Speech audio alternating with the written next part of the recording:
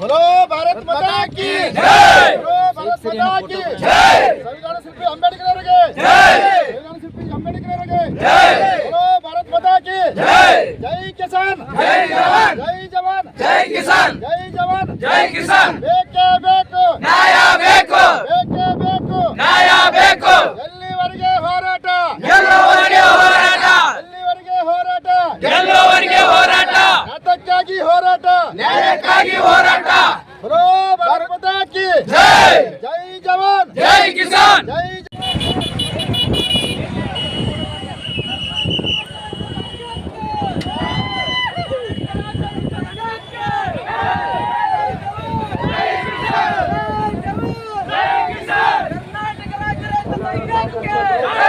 कर्नाटक राज्य रैत संघಕ್ಕೆ ಪಿಡಿ ಅಧಿಕಾರಿಗಳಾಗಲಿ ಅಥವಾ RWS ಅಧಿಕಾರಿಗಳಾಗಲಿ ಇದುವರೆಗೂ 8-10 ವರ್ಷದಿಂದ ನಮ್ಮ ಊರಿಗೆ, ನಮ್ಮ ಪಂಚಾಯಿತಿಯ 7 ಹಳ್ಳಿಗಳಿಗೆ ಒಂದು ಹನಿ ನೀರನ್ನು ಅವರು ಇದುವರೆಗೂ ಬಿಟ್ಟಿಲ್ಲ. ನಮ್ಮ ಸಿಪಾಯಿ ಸಾಹೇಬರು ಆ ಅಧಿಕಾರಿಗಳನ್ನ ಕರ್ಕೊಂಡು ಬರುವಂತ ವ್ಯವಸ್ಥೆ ಮಾಡಬೇಕು.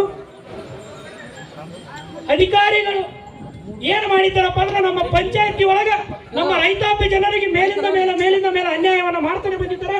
ಆದ್ರೆ ನಮಗೆ ಗಟ್ಟಿ ಧ್ವನಿಯಾಗಿ ಇದುವರೆಗೂ ಯಾರು ಇದ್ದಿದ್ದಿಲ್ಲ. ಇವತ್ತು ನಮ್ಮ ಶಾಂತಗೌಡ ಅವರ ನೇತೃತ್ವದಲ್ಲಿ ಕರ್ನಾಟಕ ರಾಜ್ಯ ರೈತ ಸಂಘ ಈ ರೈತರ ಧ್ವನಿಯಾಗಿ ಇವತ್ತು ಮಾರ್ಪಾಡಾಗಿ ಎಲ್ಲ ರೈತರು ಇವತ್ತು ಹೋರಾಟವನ್ನು ಯಶಸ್ವಿಗೊಳಿಸಲಿಕ್ಕೆ ಮತ್ತು ನಮಗೆ ಅನ್ಯಾಯವಾಗಿದ್ದ ನ್ಯಾಯವನ್ನು ತೋರಿಸಲಿಕ್ಕೆ. ಅದ್ರ ಜೊತೆಗೆ ಶಾಲಾ ಮಕ್ಕಳಿಗೆ ಬಸ್ ಇಲ್ಲ ಅಂತ ಹೇಳಿದ್ರಿ, ಅದು ಒಂದು ಸಮಸ್ಯೆ, ಅದು ಕೂಡ ಇಲ್ಲಿ ಬಗೆಯಿರ್ತದ.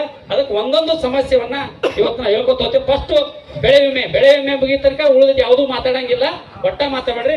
ಫಸ್ಟ್ ಬೆಳೆ ವಿಮೆ ಬಗ್ಗೆ ಕೇಂದ್ರ ಸರ್ಕಾರ ಇದನ್ನ ಯಾವಾಗ ಸ್ಟಾರ್ಟ್ ಮಾಡಿತು ಮತ್ತು ಇದ್ರದ್ದು ಹೆಂಗ್ ಮಾಡಬೇಕು, ಕಟಾವ್ ಪದ್ಧತಿ ಏನೈತಿ, ಸರ್ಕಾರ ಗೈಡ್ಲೈನ್ಸ್ ಏನೈತಿ, ಇದ್ರ ಸಂಪೂರ್ಣ ವಿವರವನ್ನ 5 ವರ್ಷ ಏನೇನು ವರದಿ ಕೊಟ್ಟಿದ್ರಿ ಅದ್ರ ಬಗ್ಗೆ ಸಂಪೂರ್ಣವಾದಂತ ಮಾಹಿತಿಯನ್ನ ಕೊಡಬೇಕು ಅಂತ ಹೇಳಿ ಫಸ್ಟ್ ಯಾರು ಕೃಷಿ ಇಲಾಖೆ ಅಧಿಕಾರಿಗಳಿದ್ರಿ ಅವರಿಂದ ಸ್ಟಾರ್ಟ್ ಆಗುತ್ತೆ. ಮತ್ತು ಆ ಸರ್ವೆ ನಂಬರ್ ಇದ್ದಂತ ರೈತರ ಹೆಸರುಗಳ ಸಂಬಂಧ ಇಲ್ಲ. ಇಲ್ಲೇನಿದೆ ನೋಡ್ರಿ, 133/1 ನಂದಪ್ಪ ಪೂಜಾರಿ ಅಂತಿದೆ. ಆ ನಂದಪ್ಪ ಎಚ್ ಅಂತ ಅದ್ರಾಗಿದೆ.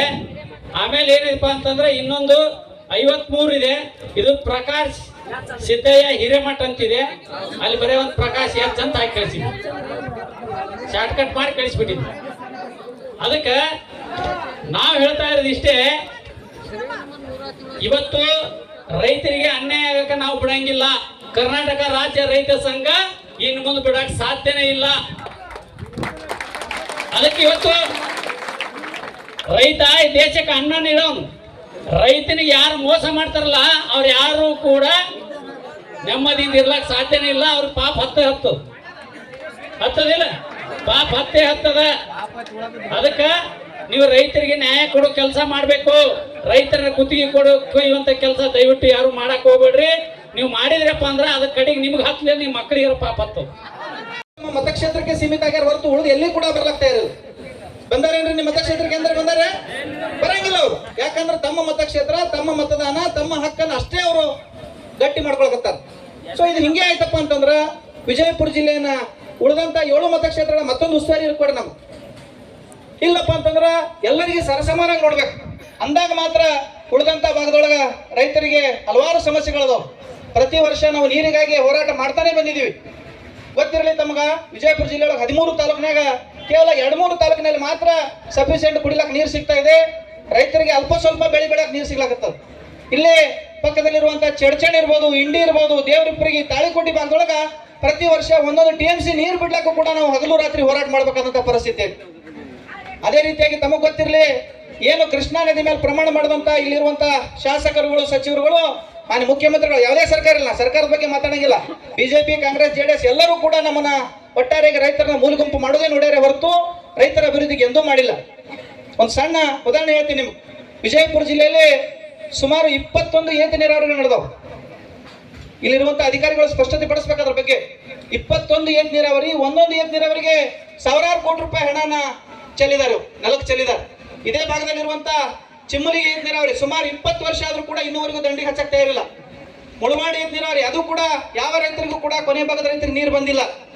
ಇತ್ತೀಚೆಗೆ ಸುಮಾರು ಒಂದು 700 ಕೋಟಿ, ಒಂದು 800 ಕೋಟಿ, 1500 ಕೋಟಿ ರೂಪಾಯಿಲಿ ಮಾಡಿರುವಂತ ಬೂದ್ಯಾಳ ಪೀರಾಪುರ ನೀರಾವರಿ ಅಂಡರ್ ಪೈಪ್ ಮಾಡ್ತೀವಿ, ಇದು ಏನದ ಇಸ್ರೇಲ್ ಟೆಕ್ನಾಲಜಿ ಐತಿ, ಎಲ್ಲ ರೈತರಿಗೆ ಖಂಡಿತವಾಗಿ ನೀರು ಮುಟ್ತದ ಅಂತ ಹೇಳಿದ್ರು. ಅದು ಕೂಡ ಕೇವಲ 200 ಕೋಟಿ ರೂಪಾಯಿ ಸಲ ಬ್ಯಾಲೆನ್ಸ್ ಉಳಿದದ. ಇತ್ತೀಚೆಗೆ ನಾವು ಕೂಡ ಎಲ್ಲ ರೈತ ಬಂಧುಗಳಿಗೆ ಕಾರನೂರು ಕೊಡಗಾನೂರು ಕ್ರಾಸ್ನಲ್ಲಿ ಸುಮಾರು ಒಂದು 8-10 ದಿನ ಹೋರಾಟವನ್ನು ಮಾಡಿದೆವು. ಆ ಸಂದರ್ಭದಲ್ಲಿ ಮಾನ್ಯ ಸಚಿವರು ಬಂದು ಆಶ್ವಾಸನೆ ಕೊಟ್ಟರು, ಜುಜುಬಿ 200 ಕೋಟಿ ಅಂತ ಹೇಳಿದ್ರು. ಜುಜುಬಿ 200 ಕೋಟಿ ತಗೊಳಕ ಇವತ್ತಿನ ದಿನ 9 ತಿಂಗಳಾಯ್ತು ಅವ್ರು ಹೇಳೋದು. 200 ಕೋಟಿ ರೂಪಾಯಿ ಕೊಡ್ಸಕ್ಕಾಗಲ್ಲ ಇವ್ರಿಗೆ. ಸೊ ಇದು ಹಿಂಗೆ ಆಯ್ತಪ್ಪ ಅಂತಂದ್ರ ರೈತರ ಬಗ್ಗೆ ಯಾರು ಪ್ರಶ್ನೆ ಮಾಡೋರು? ನೀವೆಲ್ಲರೂ ಕೂಡ ಪ್ರಶ್ನೆ ಮಾಡ್ಬೇಕು. ಎಲ್ಲಿವರೆಗೆ ರೈತರೆಲ್ಲರೂ ಕೂಡ ಪ್ರಶ್ನೆ ಮಾಡಂಗಿಲ್ಲ ಅಲ್ಲಿವರೆಗೆ ಈ ರೀತಿ ಮೋಸಗಳು, ಹಗರಣಗಳು ನಡೆದೇ ನಡೀತಾವ. ಇವತ್ತಿನ ದಿನ ಮುಗ್ಯಾಳ ಗ್ರಾಮ ಪಂಚಾಯತಿಯಲ್ಲಿ ಕೂಡ ಹಲವಾರು ಪ್ರಕರಣಗಳು ಇವತ್ತಿನ ದಿನ ನಮ್ಮ ಕಣ್ಣಿಗೆ ಬಂದಿದ್ದವು. ಮಾನ್ಯ ಶಾಂತಗೌಡರು ಹೇಳಿದ್ರು, ಮುಗ್ಯಾಳ ಗ್ರಾಮ ಪಂಚಾಯತಿಯಲ್ಲಿ ಸಾಕಷ್ಟು ಭ್ರಷ್ಟಾಚಾರ ನಡೆದ್ರಿ, ಸಾಮಾನ್ಯ ಜನರಿಗೆ ಕುಡಿಲಕ್ ನೀರು ಸದಕ್ಕೆ ಸಿಗ್ಲಕ್ ತಯಾರಿಲ್ಲ. ಇಲ್ಲಿರುವಂತ RWS ಅಧಿಕಾರಿಗಳು ಗಮನ ಹರಿಸ್ಬೇಕು. ಸರ್, ಇದು ಕೆರೆಯಲ್ಲಿರುವಂತ ನೀರು, ಇಲ್ಲಿ ಹುಳ ಹುಪ್ಪಡಿ ಎಷ್ಟದ ನೋಡ್ರಿ, ತಾವೇ ನೋಡ್ಬೇಕು. ಇದ್ರ ಬಗ್ಗೆ ಎಲ್ಲರೂ ಸ್ಪಷ್ಟತೆ ಪಡಿಸ್ರಿ. ಸರ್, ಸಿಪೆ ಸರ್ ಕೊಡಿ ಸರ್, ನೋಡ್ರಿ ಈ ರೀತಿ ನೀರು ನೀವೇ ಕುಡಿದ್ರಪ್ಪ ಅಂತಂದ್ರ ಕೇಳಲಿ, ಯಾರು ಮಾತಾಡ್ತಕ್ಕಂಥಲ್ಲ. ಅದೇ ಕೆರೆ ನೀರದ ಇವತ್ತು ನಿಮ್ಮ ಏನು ಮುಖ್ಯಾಳ ಪಂಚಾಯತಿಗೆ ನೀರು ಬರ್ತಾವಲ್ಲ, ಅದೇ ಕೆರೆ ನೀರದವ. ಇಲ್ಲಿರುವಂತ RWS ಅಧಿಕಾರಿಗಳು ಆ ನೀರನ್ನು ಕುಡಿಬೇಕು. ಇವತ್ತು ಬದುಕಿದ್ರಪ್ಪ ಅಂತಂದ್ರೆ ನಾವು ನೀರು ಕುಡಿತೇವೆ. ಇಲ್ಲಿರುವಂತ ಸಾರ್ವಜನಿಕರ ಪರಿಸ್ಥಿತಿ ನಿಮ್ಗೆ ಗೊತ್ತಿಲ್ಲ.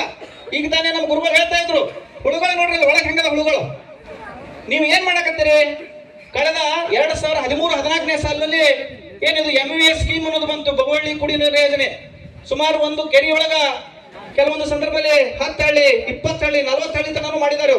ಆ ಒಂದು ಕೆರೆಯಿಂದ ಸಂಪೂರ್ಣವಾಗಿ ನೀರನ್ನ ಈ 40 ಹಳ್ಳಿಯ ಗ್ರಾಮಗಳಿಗೆ ಕುಡಿಲಕ್ ನೀರನ್ನ, ಬಳಸಲಕ್ ನೀರನ್ನ ಕೊಡ್ತೀವಿ ಅಂತ ಹೇಳಿ ಸುಮಾರು ಪ್ರತಿ ವರ್ಷ 20 ಲಕ್ಷ, 50 ಲಕ್ಷ, 1 ಕೋಟಿ ಗಟ್ಟಲೆ ಇದಕ್ಕ ಅನುದಾನ ಬಿಡುಗಡೆ ಮಾಡ್ಯಾರ. ಈ 7 ಗ್ರಾಮ ಪಂಚಾಯತಿಗೆ ಸಂಬಂಧಪಟ್ಟಂಗೆ ಈ ಗ್ರಾಮ ಪಂಚಾಯತಿ 7 ಹಳ್ಳಿಗಳಲ್ಲಿ ಎಂದಾದ್ರೂ ನೀರು ನಿಮಗೆ ಬಂದದ? ನಿಮ್ಮಲ್ಲಿ ನಳದಾಗ ನೀರು ಎಂದ್ರೆ ನೋಡಿ ನೀವು. ಈಗ ಪರಿಸ್ಥಿತಿ ಮಾನ್ಯ ತಹಸೀಲ್ದಾರ್ ಮೇಡಮ್ ಅವ್ರಿಗೆ ಮೊನ್ನೆ ಕೂಡ ನಾವು ಗಮನಕ್ಕೆ ತಗೊಂಡ್ಬಂದೆವು. 7 ಗ್ರಾಮ ಪಂಚಾಯತಿಯಲ್ಲಿ ಬೊವ್ವಳ್ಳಿ ಕುಡಿ ನೀರಿನ ಯೋಜನೆ ಒಳಗ 2013-14ನೇ ಸಾಲಿಂದ ಇಲ್ಲಿ ತನ ಎಷ್ಟು ಅನುದಾನಗಳನ್ನು ಬಿಡುಗಡೆ ಮಾಡಿದಿರಿ, ಯಾವ್ಯಾವ ಉದ್ದೇಶಕ್ಕಾಗಿ ನೀವು ಬಳಸಿದಿರಿ, ಅದನ್ನ ಸಂಪೂರ್ಣವಾಗಿ ಇವತ್ತಿನ ದಿನ ನಮ್ಮ ಮುಂದೆ ನೀವು ಇಡಬೇಕು. ಇಲ್ಲಿರುವಂತ ಅಧಿಕಾರಿಗಳು ಕೂಡ ಅದಕ್ಕೆ ಉತ್ತರ ಕೊಡ್ಬೇಕು. ಯಾಕಂತಂದ್ರ ಒಂದು ಕೆರೆಯಲ್ಲಿರುವಂತ ನೀರು ಅದು ಓಪನ್ ಕೆರೆ, ಅಲ್ಲಿ ಎಲ್ಲ ದನ ಕರ ಹೊಕ್ಕವ, ಹುಳ ಹುಪ್ಪಡಿ ಹೊಕ್ಕವ, ನಾವೆಲ್ಲ ಮನುಷ್ಯರು ಹೋಗ್ತೀವಿ, ಎಲ್ಲರೂ ಕೂಡ ಅಲ್ಲಿ ಇಶಾಡ್ತಾರ, ಮಲಮೂತ್ರ ವಿಸರ್ಜನೆ ಮಾಡಿದಾರ, ಅಲ್ಲಿ ಸಾಕಷ್ಟು ಕ್ರಿಮಿಕೀಟಗಳದಾವ. ಅಲ್ಲಿ ಯಾವುದೇ ಕಾರಣಕ್ಕೆ ಕುಡಿಲಕ್ ಯೋಗ್ಯ ಇಲ್ಲೇ ಇಲ್ಲ. ಇವರು ನೋಡ್ರಿ ಎಮ್ಮೆಗಳು ಬಿದ್ದಾವಂತ ವಿಚಾರ ಮಾಡಿರ್ದಕ್ಕ ಅವರು ಇರ್ಲಿ ಕಕ್ಕ ಕೇಳಲಿ, ಆ ಕೆರೆಯ ಸುತ್ತ ಫಿನಿಶಿಂಗ್ ಮಾಡ್ಬೇಕು. ಅವರು ಬೇಲಿಯನ್ನು ಹಾಕಿ ಅಲ್ಲಿ ಯಾವುದೇ ಒಂದು ಪ್ರಾಣಿಗಳಿರ್ಬೋದು, ಪಶುಗಳಿರ್ಬೋದು ಹೋಗ್ಬಾರ್ದು ಅಂತ ಹೇಳಿ ಅದನ್ನ ಎಚ್ಚರಿಕೆಯಿಂದ ನೋಡ್ಕೋದಂತ ಜವಾಬ್ದಾರಿ RWS ರೂರಲ್ ಕುಡಿಯುವ ನೀರು ಅಂದ್ರೆ ಗ್ರಾಮೀಣ ಕುಡಿಯುವ ನೀರಿನ ಒಂದು ಅಧಿಕಾರಿಗಳ ಜವಾಬ್ದಾರಿ. ಆದ್ರ ಇವ್ರು ಏನ್ ಮಾಡ್ಯಾರಪ್ಪ ಅಂತಂದ್ರ ಅಲ್ಲಿ ಎಂದೂ ಕೂಡ ಹೋಗೇ ಇಲ್ಲ. ಇವ್ರು ಯಾರೋ ಒಬ್ಬನಿಗೆ ಗುತ್ತಿಗೆದಾರ ಕೊಟ್ಟಾರ, ಆ ಗುತ್ತಿಗೆದಾರ ಮತ್ತೊಬ್ಬ ಗುತ್ತಿಗೆದಾರ ಕೊಟ್ಟಾನ, ಅವ್ರೆಲ್ಲರೂ ಕೂಡಿ ಈ ಹಣವನ್ನ ಎತ್ತಿ ಹಾಕ್ಯಾರ. ಈಗ ಪ್ರತಿ ಸರ್ತಿ ಹೇಳ್ತಾರ ಶುದ್ಧ ಜಲ್, ಗರ್ ಗರ್ ಜಲ್ ಏನದು, ಪ್ರತಿ ಮನೆಗೆ ನೀರು ಬರ್ಬೇಕಂತ ಹೇಳಿ ಮಾನ್ಯ ನರೇಂದ್ರ ಮೋದಿ ಅವರು JJM ಅನ್ನುವಂತ ಒಂದು ಕಾಮಗಾರಿ ಏನ್ ಮಾಡ್ತಾರೆ. ಅದಕ್ಕೂ ಕೂಡ ನಮ್ಮ ಕರ್ನಾಟಕದ ಎಲ್ಲ ಗ್ರಾಮ ಪಂಚಾಯತಿಗಳನ್ನ ದುಡ್ಡನ್ನು ತಗೊಂಡ್ರು. ಅದು ಕೂಡ ದೊಡ್ಡ ಮಟ್ಟದ ವಿರೋಧ ಆದಂತಹ ಸಂದರ್ಭದಲ್ಲಿ ಈಗ ವಿಜಯಪುರ ಜಿಲ್ಲೆಯಲ್ಲಿ JJM ಕಾಮಗಾರಿ 99% ಫೇಕ್ ಅದ ಮತ್ತು ಎಲ್ಲ ಕೂಡ ಕಳಪೆ ಆಗ್ಯದ. ನಮ್ಮ ಗ್ರಾಮೀಣ ಭಾಗದಲ್ಲಿ ಮಾಡಿರುವಂತ ಎಲ್ಲ ರಸ್ತೆಗಳನ್ನ ಮಾಡೋತನ ಸುಮ್ ಕೂತು ಈ JJM ಅನ್ನುವಂತ ಹೆಸರಿನಲ್ಲಿ ಮತ್ತೆ ಹಟ್ಟಿ ಅದನ್ನ ಅಷ್ಟೇ ಬಿಟ್ಟು ಹೋಗ್ಯಾರ. ಇಲ್ಲೇ ಬೆಕ್ಕನಾಳದಲ್ಲಿ ಆ JJM ಕಾಮಗಾರಿ ಹಡದಂತ ಒಂದು ತೆಗ್ಗಿನಲ್ಲಿ ಬಸ್ ಬಿತ್ತು, KSRTC ಬಸ್ ಬಿತ್ತು. ಸುಮಾರು 150ರಿಂದ 200 ಮಕ್ಕಳಲ್ಲಿ ಶಾಲೆಗೆ ಹೋಗುವಂತ ಮಕ್ಕಳು ಅವತ್ತಿನ ದಿನ ಸಾಯುವಂತ ಪರಿಸ್ಥಿತಿ ಇತ್ತು. ಇದಕ್ಕೆ ನೇರ ಜವಾಬ್ದಾರಿ ಯಾರು, ನೇರ ಹೊಣೆಗಾರ ಯಾರು, ಇದಕ್ಕೆ ಪರ್ಮಿಷನ್ ಕೊಡೋರು ಯಾರು? ಎಲ್ಲದಕ್ಕೂ ಕೂಡ ಇಲ್ಲಿರುವಂತಹ PDOಗಳಿರ್ಬೋದು, ಅದೇ ಸಂಬಂಧಪಟ್ಟಂತ ತಾಲೂಕು ಅಧಿಕಾರಿಗಳಿರ್ಬೋದು, ಜಿಲ್ಲಾ ಅಧಿಕಾರಿಗಳು, ಸಂಬಂಧಪಟ್ಟಂತ ಎಲ್ಲ ಅಧಿಕಾರಿಗಳು ಇದಕ್ಕೆ ಸೇವೆಯಲ್ಲಿ ಆಗ್ತಾರೆ. ಸೊ ಈ ರೀತಿ ನೀವು JJM ಅನ್ನುವಂತ ಹೆಸರಿನಲ್ಲಿ ಮೊದಲನೇದಾಗಿ ಸರ್ಕಾರದ ತೆರಿಗೆ ಹಣವನ್ನ ಅಂದ್ರೆ ನಮ್ಮ ಹಣವನ್ನ ಪೋಲ್ ಮಾಡ್ತಾ ಇದ್ದೀರಿ. ಏನ್ ಅವಶ್ಯಕತೆ ಇತ್ತು? ನಾವೇ ನೀರೇ ಇದ್ದಿದ್ದಿಲ್ಲ. ಇದ್ರೂ ಕೂಡ ಆ ಯೋಜನೆಯನ್ನ ಸಮರ್ಪಕವಾಗಿ ಮಾಡ್ಲಿಕ್ಕೆ ಆಗ್ಲಿಲ್ಲಪ್ಪ ಅಂತಂದ್ರ ನೀವು ಅದನ್ನ ಮಾಡಬಾರ್ದಾಗಿತ್ತು. ಮಾಡಿ ಇವತ್ತಿನ ದಿನ ನೀವೇನದ ಮನೆ ಮುಂದೆ ದೊಡ್ಡ ದೊಡ್ಡ ಹಳದಿ ಬೋರ್ಡ್, ನೀಲಿ ಬೋರ್ಡ್ ಬರೋದು JJM ಅಂತ ಬರೋದು, ಇವತ್ತು ಬರ್ತಾವ ನಾಳೆ ಬರ್ತಾವ ಅಂತ ಹೇಳಿ ನಾವು ನೀರು ಬಾಯಿ ತಗೊಂಡು ಕೂತಂತ ಪರಿಸ್ಥಿತಿ ನಿರ್ಮಾಣ ಆಗಿದೆ. ಇವತ್ತ ಏನು ಮುಖ್ಯಾಳದಿಂದ ತಾಳಿಕೋಟಿಗೆ ಹೋಗ್ಬೇಕು ನಾವು, RO ಪ್ಲಾಂಟ್ ಕುಡಿಲಕ್ ನೀರು ಬೇಕಾದ್ರೆ. ಅದೇ ರೀತಿ ಏನು ಮುಖ್ಯಾಳ ಗ್ರಾಮ ಪಂಚಾಯತಿ ಸಂದರ್ಭದಲ್ಲಿ ನಾವು ಮನೆ ದಿನ ಎನ್ಕ್ವೈರಿ ಮಾಡಿದೆವು. RO ಪ್ಲಾಂಟ್ ಇಲ್ಲಿ ಮಾಡಿಲ್ಲೋ ಶುದ್ಧ ಕುಡಿಯುವ ನೀರಿನ ಘಟಕ ಅದಾವ ಇಲ್ಲ ಅಂತಂದ್ರ ಅವರ ಇಲಾಖೆಯಲ್ಲಿ ಲೆಕ್ಕಪತ್ರದಲ್ಲಿ ಸುಮಾರು 11 ಆರೋ ಪ್ಲಾಂಟ್ಗಳದಾವೆ. 11 ಆರೋ ಪ್ಲಾಂಟ್ ಎಲ್ಲರ ಚಲೋ ಅದಾವ, ಯಾವ್ರಾಗಾರ ಚಲೋ ಅದಾವ? ಯಾವ ಕೂಡ ಚಾಲೂ ಇಲ್ಲ. ಸೊ ಚಾಲೂನೇ ಮಾಡಿಲ್ಲಪ್ಪ ಅಂತಂದಾಗ ಆ ದುಡ್ಡು ಎಲ್ಲಿ ಹೋಯ್ತು? ನನ್ನ ಅಂದಾಜ್ ಪ್ರಕಾರ ಒಂದಕ್ಕೆ 8 ರಿಂದ 10 ಲಕ್ಷ ರೂಪಾಯಿ ಖರ್ಚು ಮಾಡಿದ್ದಾರೆ. 10 ಲಕ್ಷ ರೂಪಾಯಿ ಇಂಟು 11 ಅಂದ್ರೆ 1,10,00,000 ರೂಪಾಯಿ ಹಣ ಬೋಗಸ್. ಅದನ್ನ ಮಾಡಿದಂತ ಕಾಂಟ್ರಾಕ್ಟರ್ ಅವರು ಮೇಂಟೆನೆನ್ಸ್ ಅಂತ ಹೇಳಿ ಗುಜರಾತ್ನವ್ರು ಕೊಟ್ಟಾರ. ಗುಜರಾತ್ನವ್ರು ಬಂದು ಇಲ್ಲೇ ಮೇಂಟೈನ್ ಮಾಡಕ್ ಬರ್ತದ? ಬರಂಗಿಲ್ಲ. ಒಂದ್ ವೇಳೆ 1 ವರ್ಷ ಅವಧಿ ಮುಗಿದ ನಂತರ ಅವರು ಗ್ರಾಮ ಪಂಚಾಯತಿಗೆ ಹ್ಯಾಂಡ್ ಓವರ್ ಮಾಡ್ಬೇಕಾಗಿತ್ತು. ಅದನ್ನು ಕೂಡ ಇಲ್ಲಿವರೆಗೆ ಮಾಡೇ ಇಲ್ಲ. ಇದಕ್ಕೆ ಯಾರು ಜವಾಬ್ದಾರರು? ಇಲ್ಲಿರುವಂತ ಅಧಿಕಾರಿಗಳ ನಿರ್ಲಕ್ಷ್ಯ ಇದೆ. ಇವತ್ತಿನ ದಿನ ಈ ವೇದಿಕೆ ಮೂಲಕ ಎಲ್ಲರಲ್ಲಿ ಏನ್ ಹೇಳ್ತೀನಪ್ಪ ಅಂತಂದ್ರ, ಇದರಲ್ಲಿ ಯಾರ್ಯಾರು ಶಾಮೀಲಾಗ್ಯಾರ ಅವ್ರೆಲ್ಲರ ಒಂದು ಪಗಾರದಲ್ಲಿ ಹಣಕಾಸನ್ನ ಸರ್ಕಾರದ ತೆರಿಗೆ ಕಟ್ಟಬೇಕಂತ ಹೇಳಿ ಈ ಸಂದರ್ಭದಲ್ಲಿ ಆಗ್ರಹ ಮಾಡ್ತಾ ಇದ್ದೀನಿ. ಅದೇ ರೀತಿಯಾಗಿ ಬಹುವಳಿ ಕುಡಿಯುವ ಯೋಜನೆ ಪ್ರತಿ ವರ್ಷ ಎಷ್ಟೆಷ್ಟು ತೆಗೆದಿದೆ ಅನ್ನೋದು ಕೂಡ ಇಲ್ಲಿರುವಂತಹ ಅಧಿಕಾರಿಗಳು ಸ್ಪಷ್ಟಪಡಿಸಬೇಕು. ಮತ್ತು ಆರೋ ಪ್ಲಾಂಟ್ ಅದನ್ನು ಕೂಡ ಸ್ಪಷ್ಟಪಡಿಸಬೇಕು. ಇನ್ನ ಬಹುಮುಖ್ಯವಾಗಿ ನಮ್ಮ ರೈತ ಬಾಂಧವರಿಗೆ ಈಗ ತಾನೇ ಹೇಳಿದೆ ನಾನು, ಫಸಲ್ ಬಿಮಾ ಯೋಜನೆ ಅಂತಂದ್ರ ಈಗ ನೋಡ್ರಿ, ಈ ವರ್ಷ ಬರಗಾಲ ಬಿತ್ತು, ಮತ್ತ ಹೋದ ವರ್ಷ ಹೆಚ್ಚಿನ ಪ್ರಮಾಣ ಮಳೆ ಆಯ್ತು, ಈ ವರ್ಷ ಬರಗಾಲ ಬಿತ್ತು. ಇಂಥ ಪರಿಸ್ಥಿತಿ ನಾವು ಬದುಕಾಕತ್ತೀವಿ. ಮಾನ್ಯ ಕೃಷಿಗೆ ಸಂಬಂಧಪಟ್ಟಂತ ಅಧಿಕಾರಿಗಳು ಈ ಕೂಡಲೇ ಸ್ಪಷ್ಟಪಡಿಸಬೇಕು. 2019ರಿಂದ ಇಲ್ಲಿವರೆಗೆ ಈ ಮುಖ್ಯಾಳ ಗ್ರಾಮ ಪಂಚಾಯತಿ ಅಡಿಯೊಳಗ ಎಷ್ಟು ಜನ ರೈತರು ಫಸಲ್ ಬಿಮೆಯನ್ನು ತುಂಬಿದ್ದಾರೆ, ನೀವು ಎಷ್ಟು ಜನಕ್ಕ ಪರಿಹಾರ ಕೊಟ್ಟಿದ್ದೀರಿ, ಅಥವಾ ನೀವೇನಿಲ್ಲ ಏನಾರೇ ಜಂಟಿ ಸಮೀಕ್ಷೆ ಹೆಸರೊಳಗ ಇಲ್ಲಿರುವಂತ ಏನು ತಲಾಟೆಯವರು ಇರ್ಬೋದು, PDO ಇರ್ಬೋದು, ಕೃಷಿ ಅಧಿಕಾರಿಗಳಿರ್ಬೋದು, ಅಥವಾ ತೋಟಗಾರಿಕಾ ಅಧಿಕಾರಿಗಳಿರ್ಬೋದು, ಈ ಎಲ್ಲ ಅಧಿಕಾರಿಗಳ ಜಂಟಿ ಸಮೀಕ್ಷೆ ಅಂತ ಹೇಳಿ ಏನು ರೈತರ ಕಣ್ಣಾಗ ಮಣ್ಣು ನರ್ಸಕತ್ತಿರಲ್ಲ, ಅದು ಕೂಡ ಇವತ್ತಿನ ದಿನ ಸ್ಪಷ್ಟಪಡಿಸ್ಬೇಕು. ಯಾವ ರೈತರ ಹೊಲದಾಗ ನೀವು ಹೋಗಿ ಕ್ರಾಪ್ ಕಟಿಂಗ್ ಮಾಡಿದ್ರಿ, ಎಲ್ಲಿ ನೀವೇನದ ರ್ಯಾಂಡಮ್ ಸರ್ವೆ ಅಂತ ಹೇಳಿ ಪ್ಲಾಟ್ ಸೆಲೆಕ್ಷನ್ ಮಾಡಿದ್ರಿ.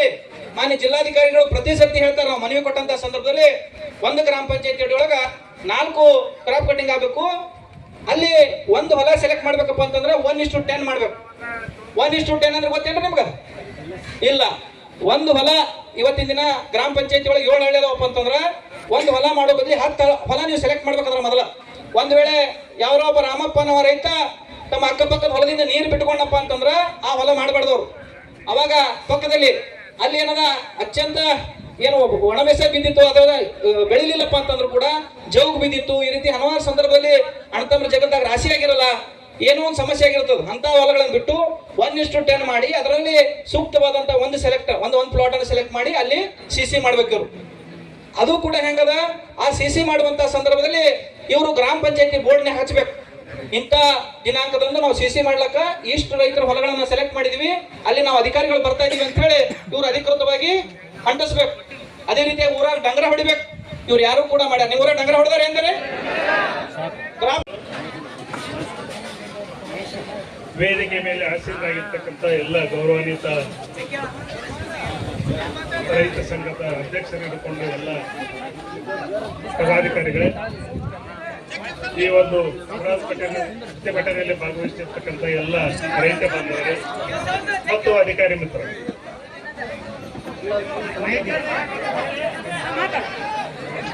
ಇಲ್ಲಿ ಮುಖ್ಯವಾಗಿ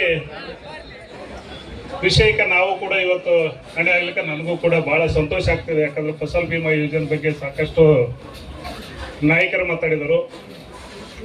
ಕೇಂದ್ರ ಸರ್ಕಾರ ಇರ್ಬೋದು, ರಾಜ್ಯ ಸರ್ಕಾರ ಇರ್ಬೋದು, ಇವತ್ತು ರೈತರು ಬೆಳೆದಿರ್ತಕ್ಕಂಥ ಬೆಳೆಗಳಿಗೆ ಕಾರಣಾಂತರಗಳಿಂದ ಏನಾದರೂ ಹಾನಿ ಆದರೆ, ಹೆಚ್ಚಿನ ಮಳೆ ಆಗ್ಬೋದು, ಕಡಿಮೆ ಮಳೆ ಆಗ್ಬೋದು, ರೋಗ ರುಜಿನಗಳಿರ್ಬೋದು, ಯಾವುದೇ ಒಂದು ಆಣೆಕಲ್ಲು ಬಿದ್ದಿರ್ತಕ್ಕಂಥ ಏನು ರೈತರು ಬೆಳೆಗಳನ್ನ ಒಂದು ಕಟಾವು ಮಾಡಿ ಹಾಕಿದಾಗ ಆಣೆಕಲ್ಲು ಬಿದ್ದು ಏನು ಲಾಸ್ ಆಗ್ತದೆ, ಅಂತ ಎಲ್ಲ ಸಂದರ್ಭಗಳಲ್ಲಿ ರೈತರಿಗೆ ಒಂದು ಸಹಾಯ ಆಗ್ಬೇಕು ಅಂತ ತಿಳ್ಕೊಂಡು ಒಂದು ಮಹತ್ವಾಕಾಂಕ್ಷಿ ಆಗಿರ್ತಕ್ಕಂಥ ನಮ್ಮ ಇಲಾಖೆ ಅಂತಕ್ಕಂಥದ್ದು ಒಂದು ಕೃಷಿ ಇಲಾಖೆ, ಒಂದು ನೋಡಲ್ ಇಲಾಖೆ, ಒಂದು ಈ ಇಲಾಖೆ ಮುಖಾಂತರ ಈ ಒಂದು ಯೋಜನೆ, ಒಂದು ಫಸಲ್ ಬಿಮಾ ಯೋಜನೆ ಅನುಷ್ಠಾನ ಆಗ್ತಾ ಇದೆ.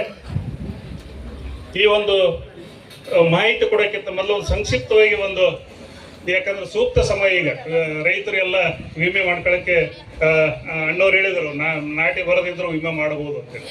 ಅದಕ್ಕೆ ಕೆಲವೊಂದು ಹಿನ್ನೆಲೆಗಳನ್ನು ಹೇಳ್ತಾ ತಮ್ಮ ಮುಂದೆ ಈ ಒಂದು ಅಂಕಿಅಂಶಗಳನ್ನು ತಮ್ಮ ಮುಂದೆ ಇಡಲಿಕ್ಕೆ ನಾನು ಪ್ರಯತ್ನ ಪಡ್ತೀನಿ. ಸಂಕ್ಷಿಪ್ತವಾಗಿ ಹೇಳ್ತೇನೆ. ಫಸಲ್ ಬಿಮೆ ಅಂತಕ್ಕಂಥದ್ದು ಇದು ನಮಗೆ 3 ಸೀಸನ್ದಲ್ಲಿ ನಾವನ್ನು ಮಾಡ್ತೀವಿ, 3 ಹಂಗಾಮುಗಳಲ್ಲಿ. ಮುಂಗಾರು, ಹಿಂಗಾರು ಮತ್ತು ಬೇಸಿಗೆ. ಈಗಾಗಲೇ ನಾಯಕರು ಹೇಳಿದಂಗೆ ಇವತ್ತು ಕೃಷಿ ಬೆಳೆಗಿರ್ಬೋದು, ತೋಟಗಾರಿಕೆ ಬೆಳೆಗಳಿರ್ಬೋದು, ಅವ ಏನು ಎನ್ಯುವಲ್ ಕ್ರಾಪ್ ಏನಂತ ಪೆರಿನಿಯಲ್ ಕ್ರಾಪ್ಸ್ ಕೂಡ ಇರ್ಬೋದು. ಈ ಎಲ್ಲ ಬೆಳೆಗಳಿಗೂ ಕೂಡ ಇದು ಅನ್ವಯ ಆಗ್ತದೆ. ಅದರ ಸಂಬಂಧಪಟ್ಟಂಗೆ ರಾಜ್ಯ ಸರ್ಕಾರ ಮುಂಗಾರು ಪೂರ್ವದಲ್ಲಿ ಒಂದು ನೋಟಿಫಿಕೇಶನ್ ಕೂಡ ಮಾಡ್ತದೆ. ಅದೇ ವರ್ಷದಂದು ಈ ವರ್ಷ ಕೂಡ ಮಾಡಿದೆ. ಕಳೆದ 5 ವರ್ಷದಲ್ಲಿ ಕೂಡ ಇದು ನಡ್ಕೊತ ಬಂದಿದೆ. ಈ ಒಂದು ಸ್ಕೀಮಿನ ಏನು ಯಾವ ರೀತಿ ಇದಕ್ಕೆ ಅಪ್ಲಿಕೇಶನ್ ಹಾಕ್ಬೇಕು, ಯಾವ ರೀತಿ ಮಾಡ್ಬೇಕಂತಂದ್ರೆ, ಇಲ್ಲಿ ನಮಗೆ 2 ಟೈಪ್ ಆಗಿರ್ತಕ್ಕಂಥ ರೈತರು ಸಿಗ್ತಾರೆ. ಏನು ಬ್ಯಾಂಕಿನಲ್ಲಿ ಒಂದು ಲೋನ್ ಮಾಡಿರ್ತಾರಲ್ಲ, ಅವ್ರದ್ದೊಂದು ವರ್ಗ ಬೇರೆ. ಯಾವುದೇ ರೈತರು ಲೋನ್ ತಗೊಂಡೇ ಇರೋದಿಲ್ಲ, ಯಾವುದೇ ಅವ್ರದ್ದೊಂದು ಗ್ರೂಪ್ ಬೇರೆ. ಇದು ಕೆಲವು ಸಂದರ್ಭಗಳಲ್ಲಿ ಲೋನ್ ತಗೊಂಡಿರ್ತಕ್ಕಂಥ ರೈತರಿಗೆ ಈ ಒಂದು ವಿಮೆಯನ್ನು ಕಡ್ಡಾಯ ಮಾಡಿದ್ರು. ಕಾರಣಾಂತರಗಳಿಂದ ಅವರ ಒಪ್ಪಿಗೆಯನ್ನು ತಗೋಬೇಕಂತ ಬಂತು. ಈ ರೀತಿಯಾಗಿ 2 ವರ್ಗಗಳಿರ್ತವೆ. ಈಗ ತಾವು ವಿಮಾ ಕಂತನ್ನ ತಾವು ಬ್ಯಾಂಕಿನಲ್ಲಿ ಕಟ್ಟಬಹುದು. ನಮ್ಮ ಎಲ್ಲ ಈ